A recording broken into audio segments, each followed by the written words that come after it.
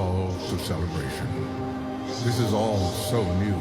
All that I have known before was a land that seemed to be in turmoil, with families who were forgotten. And I stopped hearing their voice. وإنما أيضا نداء احتفال.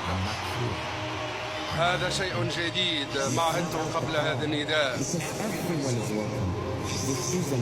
نحن نرحب بك.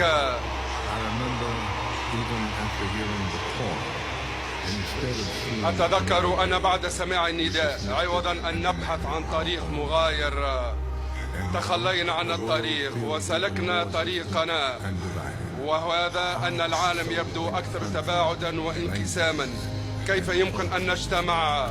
كيف يمكن أن تجتمع عدة دول وثقافات إذا كان لكل واحد طريقة الخاصة؟ من ذكر وأنثى وجعلناكم شعوبا وقبائل لتعارفوا إن أكرمكم عند الله أتقاكم.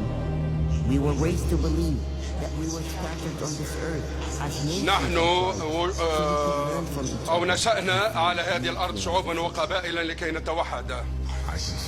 أرى الآن أن ما يجمعنا هو أكثر مما يفرقنا. كيف يمكن أن نطيل التوافق أكثر وأكثر؟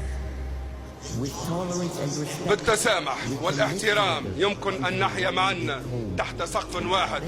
بالعربي بيت الشعر هو خيمة البدوي، حيث وضعت تكون بيتا للجميع، حينما ندعوك إلى هنا يكون بيتك. إذا نجتمع هنا كقبيلة واحدة، والأرض هي الخيمة التي نعيش فيها جميعا.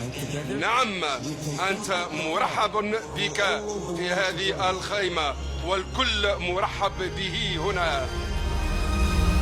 إذن هذا الحوار بين الغرب والشرق، بين الشاب القطري المبدع غانم المفتاح الذي يمثل صوت